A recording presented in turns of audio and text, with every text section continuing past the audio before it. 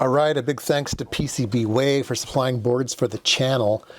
Today I have boards back, and I got a solder stencil. Not really needed, but they come out prettier if you have them, so why not? And it helps me practice. Get rid of the box here. So these are my little ATTiny3224 boards. Let's take a look. Oh, they look lovely. They look lovely. Ooh, there's IMSAI dog. Ooh, gotta zoom down. Gotta see IMSAI dog. There he is on the back. All right, so these are made to replace this. So I have the 3224 and a display.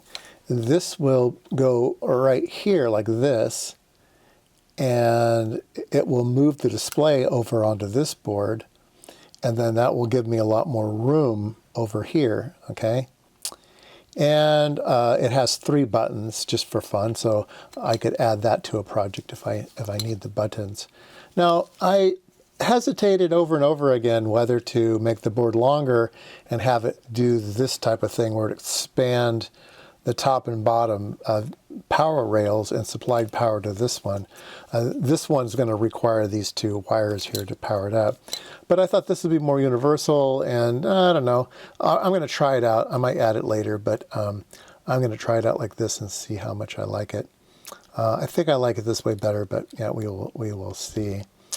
Let's see what else is going to happen here. Yeah, I say we get one built up and try it out. You can get stencils with and without a frame. I never get them with a frame. It's not necessary for the type of work I do. Yeah, there we go. I'll show this on camera. And like I said, there isn't much to it here, but things just look a whole lot nicer when you put just the right amount of solder onto the boards. They just turn out prettier. So that's what I'm going to do, and that's what we'll do right now. All right, I have a couple boards taped down to the bench, and I can take one of these and I can slide it in here and register it over, and then it won't move around. Then I can put the solder stencil on top of that, and now everything will be planar, so I can find out where everybody is. They're right there. All right, and I can tape this in place.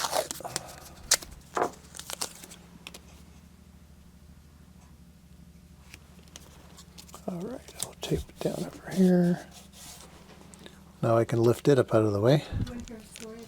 All right, I'm going to put some glue on here, and I don't need a lot of glue, just enough. We'll squeegee this in.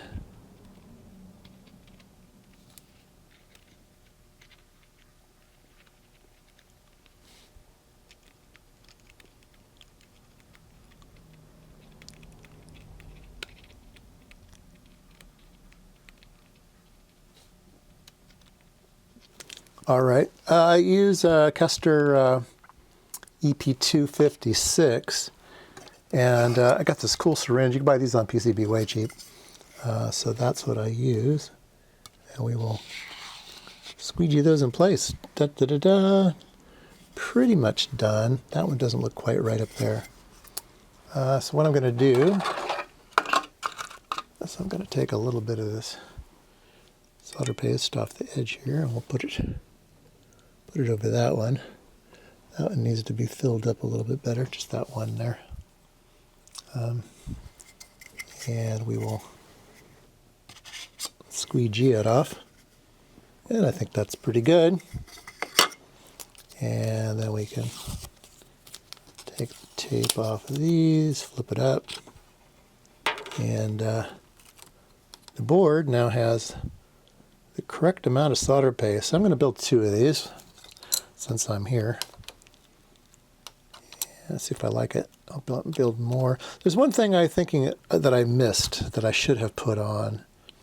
And that was a connector for the programming, a 5-pin connector for the programming. So I think I'm going to spin it again for that, but oh well. This will be good for now. All right. Squeegee. And perfect. I say that's close enough. A couple of them here a little bit light, but they're fine. They're going to be fine. All right, so we got 2 boards, and we need to find the correct parts and load it up. So we'll do that. All right, under the microscope, I've, by tweezers, placed all of the parts on the board. It is an easier task if you have a stereo microscope, so I do like using the stereo microscope for this. You can do it with like one of those electronic microscopes, but it just takes more practice, so that I see a little bit better with the stereo. Okay, so I have these all on. One comment about the switches, when you buy the switches, you can get different length posts. And I kind of like the 2.5 millimeter post. It's a little bit easier to push for me. So anyway, we have it all ready to go. We'll put those in the oven, bake them, and they should come out tasty. All right, here it is with the surface mount parts on. Everything came out perfect. No retouches required. And then here is one all put together with the display on it and the headers.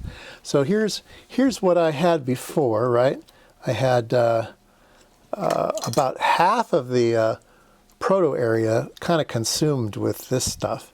So now I can remove this part and put this part in its place. And then I don't need this any longer, and I don't need these wires any longer. All right, so I don't need any of this stuff. I can get rid of all of that for a future project. This is still for the programming, these 3 pins here, power ground and the pin 10, the UPD. But let's see if I have some power here. I always have 5 volts laying around. All right, let's put 5 volts on here. And oops. And I've already put some old code I just put in here to make sure it works. So yeah, it's talking to the display. So the buttons are resistor dividers, so it only requires 1 pin from the part to use the buttons as well. So anyway, I think this is going to be a very useful tool for the IMSAI Guide channel. I don't know about you guys, but it might be clever for you guys too. So I will finish building this one up, and now I've got all this real estate to do cool projects with, and don't have to worry about it.